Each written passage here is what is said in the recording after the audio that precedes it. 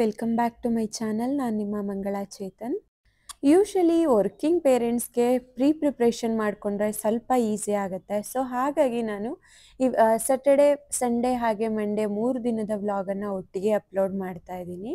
Usually ನಾನು ವೀಕ್ಗೆ ಬೇಕಾಗಿರೋಷ್ಟು ಕಾಳುಗಳನ್ನು ನೆನೆಸಿಟ್ಕೊಂಡು like full ವೀಕ್ಗೆ ಯಾವಾಗ ಬೇಕೋ ಯಾವ ರೆಸಿಪಿ ಬೇಕೋ ಹಾಗೆ ಮಾಡ್ಕೊಳ್ತೀನಿ. ಹಾಗಾಗಿ ನಾನು ಈ ವೀಕಲ್ಲಿ ನೆನೆಸಿರೋ ಅಂಥದ್ದು ಹೆಸರು ಕಾಳು, ಕಾಬುಲಿ ಚೆನ್ನ, ಹಾಗೆ ರಾಜ್ಮಾ, ಇದ್ರ ಜೊತೆಗೆ ನಾನು ಇತ್ತೀಚೆಗೆ ಸ್ವಲ್ಪ ಬಾರ್ಲಿ ರೈಸನ್ನು ನೆನೆಸಿಟ್ಕೊಳ್ಳೋದನ್ನ ರೂಢಿ ಮಾಡ್ಕೊಂಡಿದ್ದೀನಿ. ಸೊ ಇನ್ಸ್ಟೆಂಟಾಗಿ ಬೇಕಿದ್ದಾಗ ಗಂಜಿ ಮಾಡ್ಕೋಬೋದು, ತುಂಬ ಹೆಲ್ತಿ ಕೂಡ. ಹಾಗಾಗಿ ಸೊ ಎಲ್ಲ ಕಾಳುಗಳನ್ನು ನೆನೆಸಿ ಬಾರ್ಲಿಯನ್ನು ಒಂದು 2ರಿಂದ 3 ಸರಿ ವಾಶ್ ಮಾಡಿ ನೆನೆಸಿ ಇಡೋದಕ್ಕೆ ಬಿಟ್ಟಿದ್ದೀನಿ. ಸೊ ಮಾರ್ನಿಂಗೇ ಈ ರೀತಿ ನೆನೆಸಿ ಇಟ್ಬಿಟ್ರೆ ಈವ್ನಿಂಗ್ ಅಷ್ಟೊತ್ತಿಗೆ ಚೆನ್ನಾಗಿ ನೆಂದಿರುತ್ತೆ. ಸೊ ಎಲ್ಲವನ್ನು ನೆನೆಸಿ ಸೈಡಿಗೆ ಇಟ್ಕೊಂಡೆ.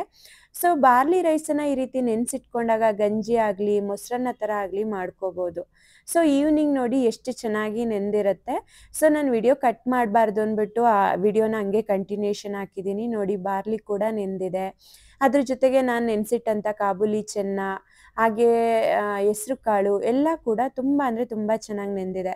ಸೊ ಸಲಾಡ್ ಮಾಡ್ಕೋಬೋದು, ಸಾಂಬಾರು ಮಾಡ್ಕೋಬೋದು, ಏನು ರೆಸಿಪಿ ಬೇಕೋ ಅದನ್ನು ಮಾಡ್ಕೊಳ್ಳೋದಕ್ಕೆ ನಮಗೆ ಇನ್ಸ್ಟೆಂಟಾಗಿ ರೆಡಿ ಇರುತ್ತೆ. ಸೊ ನೋಡಿ ಹೆಸರು ಕಾಳು ಕೂಡ ಚೆನ್ನಾಗಿ ನೆಂದಿದೆ. ಸೊ ಈಗ ನೆಂದಿರೋ ಅಂಥ ಕಾಳು, ರಾಜ್ಮಾ, ಬಾರ್ಲಿ ರೈಸು ಇವೆಲ್ಲವನ್ನು ಇನ್ನೊಂದು 2ರಿಂದ 3 ಸರಿ ವಾಶ್ ಮಾಡಿಕೊಂಡು ನೀರನ್ನೆಲ್ಲ ತೆಗೆದು ನಾನು ಡೀಪ್ ಫ್ರೀಝರಲ್ಲಿ ಇಟ್ಕೊಂಡ್ಬಿಡ್ತೀನಿ. ಸೊ ಇನ್ ಕೇಸ್ ನನಗೆ ಆ ವೀಕಲ್ಲಿ ಯೂಸ್ ಆಗಿಲ್ಲ ಅಂದರೂ ನೆಕ್ಸ್ಟ್ ವೀಕ್ಗೆ ನಾನು ಕಂಟಿನ್ಯೂ ಮಾಡ್ಕೋಬೋದು. ಸೊ ಹಾಗಾಗಿ ರಾಜ್ಮಾ, ಬಾರ್ಲಿ ಹಾಗೆ ಹೆಸರು ಕಾಳು, ಕಾಬುಲಿ ಎಲ್ಲವನ್ನು ಚೆನ್ನಾಗಿ ವಾಶ್ ಮಾಡಿ ನೀರನ್ನು ತೆಗೆದು ನಾನು ಡೀಪ್ ಫ್ರೀಝರಲ್ಲಿ ಇಟ್ಕೊಳ್ತೀನಿ. ಹಾಗೆ ಹೆಸರು ಕಾಳನ್ನ ಇತ್ತೀಚೆಗೆ ಸ್ವಲ್ಪ ಸಲಾಡ್ ಕೂಡ ಮಾಡ್ತೀನಿ. ಹಾಗಾಗಿ ಸ್ವಲ್ಪ ಸ್ಪ್ರೌಟ್ಸ್ ಮಾಡ್ಕೊಳ್ಳೋಣ ಅಂದ್ಬಿಟ್ಟು ಅರ್ಧ ಹೆಸರು ಕಾಳನ್ನು ನಾನು ಈ ರೀತಿ ಒಂದು ಪಾತ್ರೆ, ಅದರ ಮೇಲೆ ಒಂದು ಜಾಲರಿ, ಅದಕ್ಕೆ ನಾನು ನೆನೆಸಿಟ್ಟಂತಹ ಹೆಸರು ಕಾಳನ್ನು ಹಾಕ್ಕೊಂಡು ಅದ್ರ ಮೇಲೆ ಒಂದು ಪ್ಲೇಟನ್ನು ಮುಚ್ತೀನಿ. ಸೊ ಈ ರೀತಿ ಮಾಡೋದ್ರಿಂದ ಹೆಸರು ಕಾಳು ಮೊಳಕೆ ತುಂಬ ಅಂದರೆ ತುಂಬ ಚೆನ್ನಾಗಿ ಬರುತ್ತೆ. ಒಮ್ಮೆ ನೋಡ್ಬೋದು ನೀವು ಎಷ್ಟು ಚೆನ್ನಾಗಿ ಬಂದಿರುತ್ತೆ. ಸೊ ಇದನ್ನು ಮತ್ತೆ ಒಂದು ಲೈಕ್ 12 ಅವರ್ಸ್ ಬಿಟ್ಬಿಡ್ತೀನಿ ಆ ರೀತಿ ತಪ್ಪಲೆಲಿಟ್ಟು. ಸೊ ಮಿಕ್ಕಿದನ್ನೆಲ್ಲ ಡೀಪ್ ಫ್ರೀಝರಲ್ಲಿ ನಾನು ಸ್ಟೋರ್ ಮಾಡ್ಕೊಳ್ತೀನಿ. ಸೊ ಆಲ್ಮೋಸ್ಟ್ ನಾನು ಡೀಪ್ ಫ್ರೀಝರಲ್ಲಿ ವೆಜಿಟೇಬಲ್ಲು, ಕಾಳುಗಳು ಇವಿಷ್ಟೇ ಇರುತ್ತೆ. ಸೊ ಲೈಕ್ ಬ್ರಾಕೋಲಿ ಮತ್ತು ಕಾಳುಗಳು, ರಾಜ್ಮಾ ಇವೆಲ್ಲವನ್ನು ನಾನು ಡೀಪ್ ಫ್ರೀಝರಲ್ಲಿ ಸ್ಟೋರ್ ಮಾಡ್ಕೊಳ್ತೀನಿ. ಸೊ ಹಾಗೆ ಮಾರ್ನಿಂಗ್ ಒಂದು ಡಿಟಾಕ್ಸ್ ಡ್ರಿಂಕನ್ನು ಕೂಡ ಮಾಡ್ತಾ ಇದ್ದೆ. ಸೊ ಇವತ್ತು ನಾನು ಹಾಗಲಕಾಯಿ ಜ್ಯೂಸನ್ನು ಮಾಡ್ತಾ ಇದ್ದೀನಿ. ಇನ್ ಕೇಸ್ ಏನಾದರೂ ಅಲರ್ಜಿ ಇದ್ದರೆ ಮತ್ತು ಬಾಡಿ ಬ್ಲಡ್ ಪ್ಯೂರಿಫೈ ಆಗಬೇಕು ಅಂದರೆ ಈ ರೀತಿ ಹಾಗಲಕಾಯಿ ಜ್ಯೂಸನ್ನು ಕುಡಿತಾರೆ. ತುಂಬ ಅಂದರೆ ತುಂಬ ಒಳ್ಳೆಯದು. ಸೊ ನಾನು ಈ ರೀತಿ ಹಾಗಲಕಾಯಿ ಜ್ಯೂಸನ್ನು ಹಸ್ಬೆಂಡ್ಗೆ ಮತ್ತು ನನಗೆಲ್ಲರಿಗೂ ಮಾಡ್ಕೋಬೇಕು ಅಂದ್ಬಿಟ್ಟು ಒಂದು 2 ಹಾಗಲಕಾಯಿ, ಫ್ರೆಶ್ ಹಾಗಲಕಾಯಿ ಸಿಕ್ಕಿತ್ತು. ಹಾಗಾಗಿ ಅದನ್ನು ತಗೊಂಡು ಬಂದು ನೀಟಾಗಿ ವಾಶ್ ಮಾಡಿ, ಕಟ್ ಮಾಡಿ, ಒಳಗಡೆ ಇರೋವಂಥ ಬೀಜವನ್ನು ತೆಗೆದು ಸಣ್ಣದಾಗಿ ಹಚ್ಬಿಟ್ಟು ನಾನು ಮಿಕ್ಸರ್ ಜಾರ್ಗೆ ಹಾಕ್ಕೊಂಡು ಗ್ರೈಂಡ್ ಮಾಡ್ಕೊಳ್ತೀನಿ. ಹಾಗೆ ಇದ್ರ ಜೊತೆಗೆ ಸ್ವಲ್ಪ ಪಿಂಕ್ ಸಾಲ್ಟನ್ನು ಕೂಡ ನಾನು ಹಾಕ್ಕೊಳ್ತೀನಿ. ಸೊ ತುಂಬ ಅಂದರೆ ತುಂಬ ಟೇಸ್ಟಿಯಾಗಿರುತ್ತೆ, ಹಾಗೆ ತುಂಬ ಹೆಲ್ತಿ. ಸೊ ಒಂದು 2-3 ಸರಿ ನೀವು ಇದನ್ನು ಕುಡಿದ್ರೆ ಆಮೇಲೆ ನಿಮಗೆ ಆಟೋಮೆಟಿಕ್ ಪ್ರಾಕ್ಟೀಸ್ ಆಗುತ್ತೆ. ಸೊ ಚೆನ್ನಾಗಿರುತ್ತೆ ಕೂಡ. ಸೊ ಇದ್ರ ಜೊತೆಗೆ ನಾನೊಂದು ಅರ್ಧ ಲೆಮನನ್ನು ಸೇರಿಸ್ತೀನಿ. 2 ಹಾಗಲಕಾಯಿಗೆ ಒಂದು ಅರ್ಧ ಲೆಮನ್ ಜ್ಯೂಸನ್ನು ಹಾಕ್ಕೊಳ್ತೀನಿ ನಾನು ಅಷ್ಟೇ. ಹಾಗೆ ಒಂದು 1/4 ಸ್ಪೂನಷ್ಟು ಹಿಮಾಲಯ ಪಿಂಕ್ ಸಾಲ್ಟನ್ನು ಹಾಕ್ಕೊಳ್ತೀನಿ.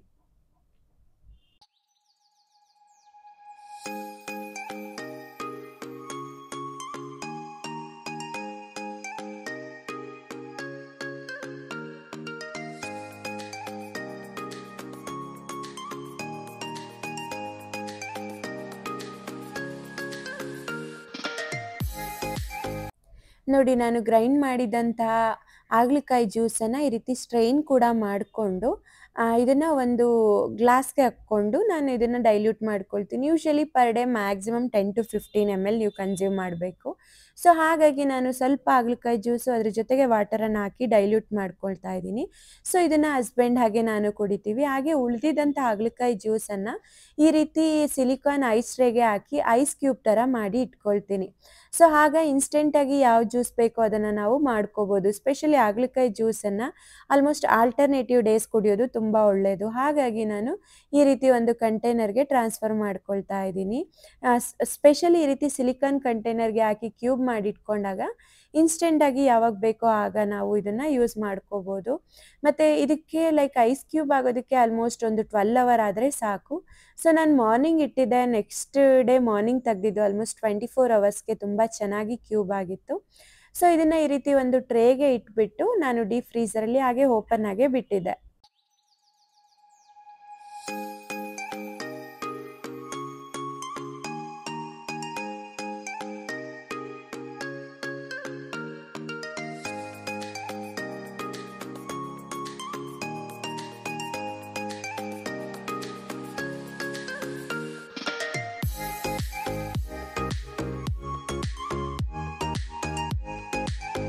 ಹಾಗೆ ಒಂದು ದಿನಕ್ಕೆ ಹಾಗಲಕಾಯಿ ಜ್ಯೂಸ್ ಆಯಿತು. ಇದು next day video. Next day ಮತ್ತೆ ನಾನು ಆಶ್ಗರ್ ಜ್ಯೂಸನ್ನು ಮಾಡ್ಕೊಂಡಿದ್ದೆ.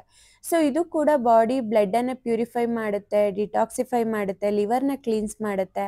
ಹಾಗಾಗಿ ಇದು ಒಂದು ಬೆಸ್ಟ್ ಡಿಟಾಕ್ಸಿಂಗ್ ಡ್ರಿಂಕ್ ಅಂತ ಹೇಳ್ಬೋದು. ಸೊ ಹಾಗಾಗಿ ನಾನು ಲೈಕ್ ಒಂದು ದಿನ ಹಾಗಲಕಾಯಿ ಜ್ಯೂಸ್ ಆದರೆ ಇನ್ನೊಂದು ದಿನ ಆಶ್ಗರ್ ಜ್ಯೂಸು, ಇನ್ನೊಂದು ದಿನ ಲೈಕ್ ಜಸ್ಟ್ ಎಂಥ ಧನ್ಯದ ಬೀಜದ ನೀರು ಈ ರೀತಿ ಒಂದೊಂದು ಡಿಟಾಕ್ಸ್ ಡ್ರಿಂಕ್ಗಳನ್ನು ಮಾಡ್ಕೊಳ್ತೀನಿ. ಕೆಲವು ಟೈಮು ABC ಜ್ಯೂಸು ಹೀಗೆ.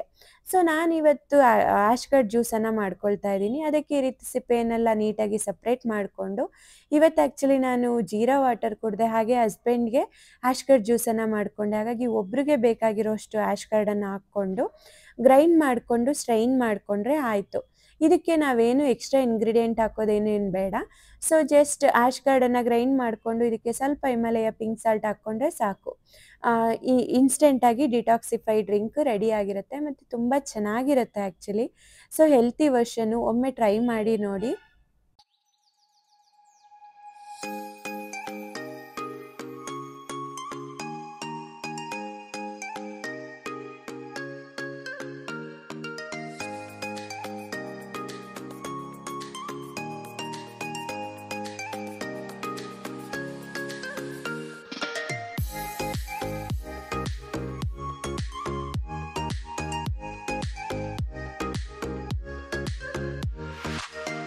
ಸೊ ಡಿಟಾಕ್ಸಿಫೈ ಡ್ರಿಂಕು ಆಯಿತು, ಹಸ್ಬೆಂಡ್ ಕೂಡ ಕುಡಿದ್ರು. ಹಾಗೆ ನಾನು ಹಿಂದಿನ ದಿನ ಒಂದು ಕಂಟೈನರ್ಗೆ ಹಾಕಿದಂತಹ ಹೆಸರು ಕಾಳು ನೋಡಿ ಎಷ್ಟು ಚೆನ್ನಾಗಿ ಸ್ಪ್ರೌಟ್ಸ್ ಬಂದಿದೆ. ಇದು ಲೈಕ್ 8 ಅವರ್ ನೆನೆಸಿದಂಥ ಹೆಸರು ಕಾಳನ್ನ 12 ಅವರ್ ಈ ರೀತಿ ಬಿಟ್ಟಾಗ ಇಷ್ಟು ಚೆನ್ನಾಗಿ ಮೊಳಕೆ ಬರುತ್ತೆ. ನೀವು ಇನ್ನೂ ಜಾಸ್ತಿ ಬಿಟ್ಟರೆ ಇನ್ನೂ ಚೆನ್ನಾಗಿ ಬರುತ್ತೆ. ನನಗೆ ತುಂಬ ಮೊಳಕೆ ಬಂದರೆ ಅಷ್ಟು ಇಷ್ಟ ಆಗಲ್ಲ. ಸೊ ಹೀಗಾಗಿ ಮೀಡಿಯಮ್ ಮೊಳಕೆ ಬಂದಾಗ ತಕ್ಕೊಳ್ತೀನಿ. ಸೊ ಇಷ್ಟು ಬಂದಾಗ ಇದನ್ನು ಒಂದು ಕಂಟೈನರ್ಗೆ ಹಾಕಿ ಟ್ರಾನ್ಸ್ಫರ್ ಮಾಡಿ ಇಟ್ಕೊಳ್ತೀನಿ. ಇನ್ಸ್ಟೆಂಟಾಗಿ ಸಲಾಡ್ ಅಥವಾ ಏನಾದರೂ ಸ್ಟೀಮ್ಡ್ ವೆಜ್ಜೀಸನ್ನು ಮಾಡಿಕೊಂಡಾಗ ಈ ರೀತಿ ಸಲಾಡನ್ನು ಮಿಕ್ಸ್ ಮಾಡಿ ನಾನು ತಿಂತೀನಿ. ತುಂಬ ಅಂದರೆ ತುಂಬ ಚೆನ್ನಾಗಿರುತ್ತೆ. ಒಮ್ಮೆ ಟ್ರೈ ಮಾಡಿ ನೋಡಿ. ಸ್ಪ್ರೌಟ್ಸ್ ಮೇಕರೇ ಬೇಕಾಗಿಲ್ಲ, ನಾವು ಈ ರೀತಿ ಮನೇಲಿರೋವಂಥ ಪಾತ್ರೆಗಳಲ್ಲೇ ನಾವು ಸ್ಪ್ರೌಟ್ಸ್ನ ಇಷ್ಟು ಚೆನ್ನಾಗಿ ಮಾಡ್ಕೋಬೇಕು, ಆರಾಮಾಗಿ ಮಾಡ್ಕೋಬಹುದು ಕೂಡ. ಸೊ ನೋಡಿ ಇದನ್ನು ಕೂಡ ಒಂದು ಕಂಟೈನರ್ಗೆ ಟ್ರಾನ್ಸ್ಫರ್ ಮಾಡಿ ಫ್ರಿಡ್ಜಲ್ಲಿ ಸ್ಟೋರ್ ಮಾಡಿ ಇಟ್ಕೊಂಡೆ. ಹಾಗೆ ಹಿಂದಿನ ದಿನ ನಾನು ಇಟ್ಟಂತಹ ಹಾಗಲಕಾಯಿ ಜ್ಯೂಸನ್ನು ಇವಾಗ ತೆಗೆದು ತೋರಿಸ್ತಾ ಇದ್ದೀನಿ. ಇದು 12 ಅವರ್ ಆಗಿದೆ ಫ್ರೀಸ್ ಆಗಿ. ನೋಡಿ ಎಷ್ಟು ಚೆನ್ನಾಗಿ ಐಸ್ ಕ್ಯೂಬ್ ಆಗಿದೆ ಗೊತ್ತಾ. ಇದನ್ನು ನಾವು ಒಂದು ಏರ್ಟೈಟ್ ಕಂಟೈನರ್ಗೆ ಟ್ರಾನ್ಸ್ಫರ್ ಮಾಡಿ ಇಟ್ಕೊಂಡ್ರೆ ಆಲ್ಮೋಸ್ಟ್ 3 ಮಂತ್ಸ್ವರೆಗೂ ನಾವು ಯೂಸ್ ಮಾಡ್ಕೋಬೋದು. ತುಂಬ ಅಂದರೆ ತುಂಬ ಚೆನ್ನಾಗಿರುತ್ತೆ. ಕ್ಯೂಬ್ಸ್ ನೋಡಿ ಎಷ್ಟು ಚೆನ್ನಾಗಿ ಬಂದಿದೆ ಅಲ್ವಾ. ಸೊ ಲಿವರ್ನ ಕ್ಲೀನ್ಸ್ ಮಾಡೋದಕ್ಕೆ ಇದು ಬೆಸ್ಟ್ ಅಂತ ಹೇಳ್ತಾರೆ. ಸೊ ಹಾಗಾಗಿ ಹಾಗಲಕಾಯಿ ಜ್ಯೂಸನ್ನು ನಾವು ಕುಡಿಬೇಕು. ಇದೊಂದು ಮನೆ ಮದ್ದು. ಹಳ್ಳಿಗಳಲ್ಲೆಲ್ಲ ಅವಾಗವಾಗ ಹಾಗಲಕಾಯಿ ಜ್ಯೂಸನ್ನು ಕುಡಿಸ್ತಾರೆ ನೋಡಿದ್ದೀರಾ, ಬಾಡಿ ಕ್ಲೀನ್ ಆಗುತ್ತೆ ಅಂದ್ಬಿಟ್ಟು. ಸೊ ನೋಡಿ ಕ್ಯೂಬ್ ಎಷ್ಟು ಅಂದರೆ ಎಷ್ಟು ಚೆನ್ನಾಗಿ ಬಂದಿದೆ. ಒಮ್ಮೆ ಟ್ರೈ ಮಾಡಿ ನೋಡಿ.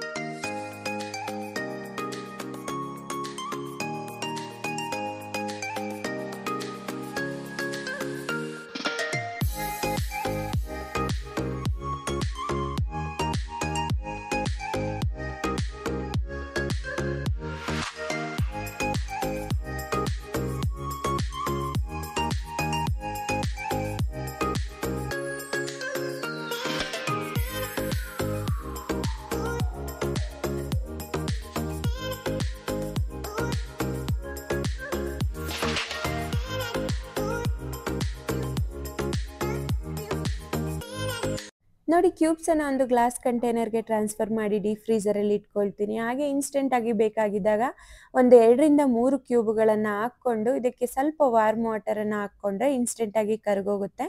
ಹಾಗೆ ಇನ್ಸ್ಟೆಂಟ್ ಡಿಟಾಕ್ಸ್ ಡ್ರಿಂಕ್ ರೆಡಿ ಆಗಿರುತ್ತೆ. ನೀವು ಒಮ್ಮೆ ಈ ರೆಸಿಪಿಯನ್ನು ಟ್ರೈ ಮಾಡಿ ಹೇಗೆ ಬಂತು ಅಂತ ತಿಳಿಸಿ. ಹಾಗೆ ವರ್ಕಿಂಗ್ ಪೇರೆಂಟ್ಸ್‌ಗೆ ಎಸ್ಪೆಷಲಿ ವರ್ಕಿಂಗ್ ವುಮೆನ್ಸ್‌ಗೆ ಇದೊಂದು ಈಸಿ ಟ್ರಿಕ್ಕು. ಸೊ ಡಿಟಾಕ್ಸ್ ಡ್ರಿಂಕನ್ನು ಕೂಡ ಕುಡಿಬೋದು, ಹಾಗೆ ಇದಕ್ಕೆ ಎಕ್ಸ್ಟ್ರಾ ಎಫರ್ಟ್ ಕೂಡ ಬೀಳಲ್ಲ. ಸೊ ಒಮ್ಮೆ ಟ್ರೈ ಮಾಡಿ ನೋಡಿ, ಹಾಗೆ ಹೇಗೆ ಬಂತು ಅಂತ ಮಿಸ್ ಮಾಡದೆ ಕಮೆಂಟ್ ಬಾಕ್ಸಲ್ಲಿ ತಿಳಿಸಿ.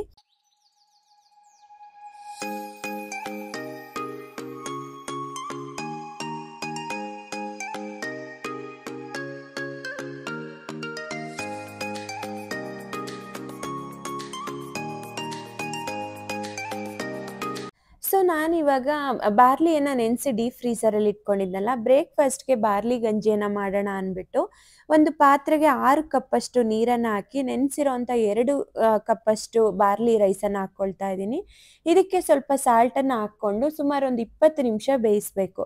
ಬಾರ್ಲಿ ಬೇಯೋದಕ್ಕೆ ಆಲ್ಮೋಸ್ಟ್ ಒಂದು 20 ಮಿನಿಟ್ಸ್ ಆಗುತ್ತೆ. ನೀವು ಹೆಲ್ತಿ ರೆಸಿಪಿಗಳು ಆದಷ್ಟು ಕುಕ್ಕರ್‌ನ ಅವಾಯ್ಡ್ ಮಾಡಿ, ಈ ರೀತಿ ಓಪನ್ ಪಾತ್ರೆಯಲ್ಲೇ ಮಾಡಿ. ನೋಡಿ ಈಗ ಒಂದು 20 ಮಿನಿಟ್ಸ್ ಆಗಿದೆ. ಬಾರ್ಲಿ ತುಂಬ ಅಂದರೆ ತುಂಬ ಚೆನ್ನಾಗಿ ಬೆಂದಿದೆ. ಇಷ್ಟು ಮೆತ್ತಗಾದರೆ ಸಾಕು. ಇವಾಗ ಇದನ್ನು ಆರೋದಕ್ಕೆ ಬಿಟ್ಟಾಗ ಕರೆಕ್ಟ್ ಕನ್ಸಿಸ್ಟೆನ್ಸಿ ಬಂದ್ಬಿಡುತ್ತೆ. ಸೊ ಎಕ್ಸಾಕ್ಟ್ಲಿ ಒಂದು 20 ಟು 25 ಮಿನಿಟ್ಸ್ ಅಷ್ಟೇ ಬೇಯಿಸಬೇಕು. ನೀರನ್ನು ಜಾಸ್ತಿ ಹಾಕ್ಕೊಳ್ಳೋದ್ರಿಂದ ಗಂಜಿ ಚೆನ್ನಾಗಿ ಬರುತ್ತೆ. ಸೊ ಲೈಕ್ ಅದು ಬಾರ್ಲಿ ಗಂಜಿ ಆರೋದಕ್ಕೆ ಸ್ವಲ್ಪ ಟೈಮ್ ಇರುತ್ತಲ್ಲ, ಹಾಗಾಗಿ ಸ್ವಲ್ಪ ವೆಜಿಟೇಬಲ್ಗಳನ್ನು ಪ್ರಿಪ್ ಮಾಡಿಕೊಂಡೆ. ಲೈಕ್ ರೆಗ್ಯುಲರಾಗಿ ನಾನು ಸಲಾಡ್ಗಳನ್ನು ಮಾಡೋದ್ರಿಂದ ಒಂದು 2 ಟು 3 ಡೇಸ್ಗೆ ಬೇಕಾಗಿರೋಂಥ ವೆಜ್ಜೀಸನ್ನು ಕಟ್ ಮಾಡಿ ಇಟ್ಕೊಳ್ತೀನಿ. ಸೊ ಹಾಗಾಗಿ ನಾನು ಕ್ಯಾರೆಟು, ಹಾಗೆ ಬೀನ್ಸು, ಇದ್ರ ಜೊತೆಗೆ ಬ್ರಾಕೋಲಿ ಎಲ್ಲವನ್ನು ಸ್ವಲ್ಪ ಕಟ್ ಮಾಡಿ ಸ್ವಲ್ಪ ನೀರಲ್ಲಿ ನೆನೆಸಿ ಇಟ್ಕೊಂಡೆ. ಬ್ರಾಕೋಲಿಯನ್ನು ಉಪ್ಪು ನೀರಲ್ಲಿ ನೆನೆಸಿ ಒಂದು ಹಾಫ್ ಆನ್ ಅವರ್ ಬಿಡ್ತೀನಿ. ಕೆಲವು ಟೈಮ್ ಚೆನ್ನಾಗಿದೆ ಅಂದರೆ ಒಂದು 10 ನಿಮಿಷ ಬಿಡ್ತೀನಿ. ಸೊ ಎಲ್ಲವನ್ನು ಕಟ್ ಮಾಡಿ ಬ್ರಾಕೋಲಿಯನ್ನು ಸ್ವಲ್ಪ ಉಪ್ಪು ನೀರಲ್ಲಿ ನೆನೆಸಿ, ಹಾಗೆ ವೆಜಿಟೇಬಲ್ನೆಲ್ಲ ಕಟ್ ಮಾಡ್ಕೊಳ್ತಾ ಇದ್ದೆ.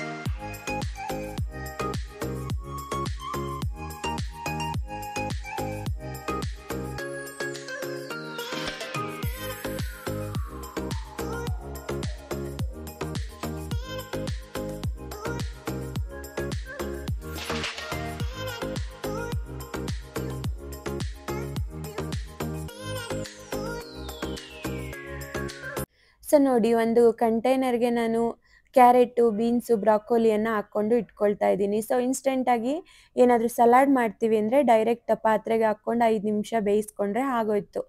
ವೆಜಿಟೇಬಲ್ ಸಲಾಡ್ಗೆ ವೆಜಿಟೇಬಲ್ ಎಲ್ಲ ರೆಡಿ ಆಗುತ್ತೆ. ಹಾಗೆ ಎಕ್ಸ್ಟ್ರಾ ವಾಶ್ ಮಾಡಿ ಇಟ್ಕೊಂಡಿದ್ದಂಥ ವೆಜಿಟೇಬಲ್ನು ಈ ರೀತಿ ಒಂದು ಫ್ರಿಡ್ಜ್ ಸೇಫರ್ ಕಂಟೈನರ್ಗೆ ಹಾಕಿ ಎತ್ತಿಟ್ಕೊಳ್ತಾ ಇದ್ದೀನಿ. ಸೊ ಬೇಕಿದ್ರೆ ಅವಾಗೆ ಸಲಾಡನ್ನು ಕೂಡ ಮಾಡ್ಕೋಬೋದು. ನಾನು ಸ್ವಲ್ಪ ಇತ್ತಲ್ಲ ವೆಜ್ಜೀಸು, ಹಾಗೆ ಆ ಸಲಾಡ್ಗೆ ಹಾಕ್ಬಿಡೋಣ ಅಂದ್ಬಿಟ್ಟು ಕಟ್ ಮಾಡಿ ಸಲಾಡ್ಗೆ ಹಾಕ್ಕೊಂಡೆ. ಸೊ ಯೂಶಲಿ ನಾನು ವೆಜಿಟೇಬಲ್ ಸಲಾಡಲ್ಲಿ ಕ್ಯಾರೆಟು, ಬೀನ್ಸು, ಬ್ರಾಕೋಲಿ ಮಿಸ್ ಆಗಲ್ಲ. ಕೆಲವು ಟೈಮ್ ಇದ್ರ ಜೊತೆಗೆ ಗೆಣಸನ್ನು ಹಾಕ್ಕೊಳ್ತೀನಿ, ಕೆಲವು ಟೈಮು ಗೆಣಸನ್ನು ಸ್ಕಿಪ್ ಮಾಡ್ತೀನಿ. ಸೊ ಇದ್ರ ಜೊತೆಗೆ ಸೌತೆಕಾಯಿ ಮತ್ತು ಕ್ಯಾರೆಟನ್ನು ಕೂಡ ಕಟ್ ಮಾಡಿ ಒಂದು ಕಂಟೈನರಲ್ಲಿ ಇಟ್ಕೊಂಡೆ. ಯೂಶಲಿ ನಾನೇನಾದರೂ ಸೌತೆಕಾಯಿ, ಕ್ಯಾರೆಟನ್ನು ಕಟ್ ಮಾಡಿಟ್ರೆ ಜಸ್ಟ್ ಫಾರ್ 2 ಡೇಸ್, ಅಂದರೆ ಇವತ್ತು ಮತ್ತು ನೆಕ್ಸ್ಟ್ ಡೇ ಅಷ್ಟೇ, 2 ದಿನಕ್ಕೆ ಇಟ್ಕೊಳ್ಳೋದು. 3-4 ಡೇಸ್ಗೆಲ್ಲ ಕಂಟಿನ್ಯೂ ಆಗಲ್ಲ. ಸೊ ಹಾಗಾಗಿ ಒಂದು 4 ಸೌತೆಕಾಯಿ, ಹಾಗೆ ಒಂದು 2 ಕ್ಯಾರೆಟನ್ನು ಕಟ್ ಮಾಡಿ ಒಂದು ಏರ್ಟೈಟ್ ಕಂಟೈನರ್ಗೆ ಹಾಕಿ ಅದನ್ನು ಕೂಡ ಫ್ರಿಡ್ಜಲ್ಲಿ ಎತ್ತಿಟ್ಕೊಂಡೆ. ಈ ರೀತಿ ಕೆಲವು ಪ್ರಿಪ್ರೇಷನ್ ಮಾಡಿಕೊಂಡ್ರೆ ಈಸಿ ಆಗುತ್ತೆ ವರ್ಕು ಅಂದ್ಬಿಟ್ಟು ನಾನು ಕೆಲವು ಟೈಮ್ ಹೀಗೆ ಮಾಡ್ಕೊಳ್ತೀನಿ. ಸೊ ಇದೆಲ್ಲ ಮಾಡೋ ಅಷ್ಟೊತ್ತಿಗೆ ಬಾರ್ಲಿ ಗಂಜಿ ಕೂಡ ಆರಿತ್ತು. ಅದನ್ನು ಒಂದೊಳ್ಳೆ ಮಿಕ್ಸ್ ಕೊಟ್ಬಿಟ್ಟು ಅದಕ್ಕೆ ಬೇಕಾಗಿರೋ ಅಂಥ ಕ್ಯಾರೆಟು, ಕೊತ್ತಂಬರಿ ಸೊಪ್ಪು ಇವೆಲ್ಲವನ್ನು ನಾನು ಕಟ್ ಮಾಡಿ ಸೈಡ್ಗೆ ಇಟ್ಕೊಂಡೆ. ನೋಡಿ ಬಾರ್ಲಿ ಚೆನ್ನಾಗಿ ಆರಿದೆ. ಇದಕ್ಕೆ ಒಂದು 3-4 ಸ್ಪೂನಷ್ಟು ಯೋಗರ್ಟನ್ನು ಹಾಕ್ಕೊಳ್ತಾ ಇದ್ದೀನಿ. ಇದು ಮಿಲ್ಕಿ ಮಿಸ್ಟ್ದು, ಲೋ ಫ್ಯಾಟು ಮತ್ತು ಪ್ರೋಟೀನ್ ಜಾಸ್ತಿ ಇರುತ್ತೆ. ಸೊ ಹಸ್ಬೆಂಡ್ ಡಯೆಟಲ್ಲಿ ಇರೋದ್ರಿಂದ ಆ ಕರ್ಡನ್ನೇ ನಾನು ಯೂಸ್ ಮಾಡ್ಕೊಳ್ತಾ ಇದ್ದೀನಿ. ಸೊ ನೀವು ಬೇಕಿದ್ರೆ ನಾರ್ಮಲ್ ಕರ್ಡನ್ನು ಕೂಡ ಯೂಸ್ ಮಾಡ್ಕೋಬೋದು. ಸೊ ಯೂಶಲಿ ಏನಾದರೂ ಲೈಕ್ ಹಸ್ಬೆಂಡ್ಗೆ ಮಾಡಬೇಕಾಗಿದ್ರೆ ನಾನು ಈ ರೀತಿ ಲೋ ಫ್ಯಾಟನ್ನು ಯೂಸ್ ಮಾಡ್ಕೊಳ್ತೀನಿ. ಇದ್ರ ಜೊತೆಗೆ ಸ್ವಲ್ಪ ಪಿಂಕ್ ಸಾಲ್ಟನ್ನು ರುಚಿಗೆ ತಕ್ಕಷ್ಟು ನೋಡಿಕೊಂಡು ಹಾಕ್ಕೊಂಡು ಇದಕ್ಕೊಂದು ಒಗ್ಗರಣೆ ಕೊಟ್ಕೊಳ್ತಿದ್ದೀನಿ. ಒಗ್ಗರಣೆಗೆ ಸ್ವಲ್ಪ ಚಿಕ್ಕ ಕಡಾಯಿಗೆ ಸ್ವಲ್ಪ 2 ಸ್ಪೂನಷ್ಟು ತುಪ್ಪ, ಹಾಗೆ ಒಂದು ಸ್ವಲ್ಪ ಸಾಸಿವೆ, ಸ್ವಲ್ಪ ಜೀರಿಗೆ, ಒಂದೇ ಒಂದು ಮೆಣಸಿನ್ಕಾಯಿ, ಒಣ ಮೆಣಸಿನ್ಕಾಯಿ ಇದ್ದರೆ ನೀವು ಅದನ್ನು ಕೂಡ ಹಾಕ್ಕೋಬೋದು.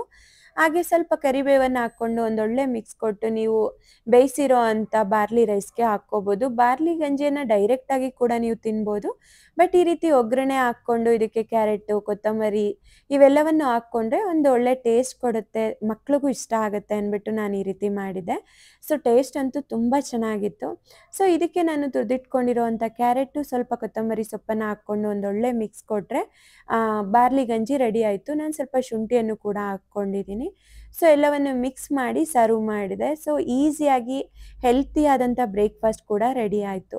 ಸೊ ನೋಡಿದ್ರಲ್ಲ ವೀಕ್ಷಕರೇ, ಇವತ್ತಿನ ನನ್ನ ಈ ವೀಕಿನ ಕೆಲವು ಪ್ರಿಪ್ರೇಷನ್ನು ಹಾಗೆ ಮಾರ್ನಿಂಗ್ ರೂಟೀನು ಇವೆಲ್ಲವನ್ನು ಈಸಿಯಾಗಿ ಇನ್ಸ್ಟೆಂಟಾಗಿ ವರ್ಕಿಂಗ್ ಪೇರೆಂಟ್ಸ್ಗೆ ಕೆಲವು ಟ್ರಿಕ್ಗಳನ್ನು ಈ ರೀತಿ ನಾವು ಯೂಸ್ ಮಾಡಿಕೊಂಡ್ರೆ ನಮ್ಮ ದಿನ ಈಸಿಯಾಗಿ ಹೋಗುತ್ತೆ. ಹಾಗಾಗಿ ನಾನು ಕೆಲವು ಟ್ರಿಕ್ಗಳನ್ನು ಈ ರೀತಿ ಯೂಸ್ ಮಾಡ್ಕೊಳ್ತೀನಿ. ಹಾಗೆ ನಿಮಗೆ ನನ್ನ ಇಂದಿನ ಈ ವಿಡಿಯೋ ಏನಾದರೂ ಇಷ್ಟ ಆಗಿದರೆ ದಯವಿಟ್ಟು ಲೈಕ್ ಮಾಡಿ, ಶೇರ್ ಮಾಡಿ, ಹಾಗೆ ಸಬ್ಸ್ಕ್ರೈಬ್ ಮಾಡಿ. ಪಕ್ಕದಲ್ಲೇ ಇರುವಂಥ ಬೆಲ್ ಐಕಾನನ್ನು ಒತ್ತೋದನ್ನು ಮರಿಬೇಡಿ. ಹಾಗಾಗಿ ನಾನು ಯಾವುದೇ ವಿಡಿಯೋಗಳನ್ನು ಹಾಕಿದ್ರೆ ನಿಮಗೆ ನೋಟಿಫಿಕೇಶನ್ ಬರುತ್ತೆ. ಈ ವಿಡಿಯೋವನ್ನು ನೋಡಿದ್ದಕ್ಕಾಗಿ ನಿಮ್ಮೆಲ್ಲರಿಗೂ ಧನ್ಯವಾದ. Thank you so much friends.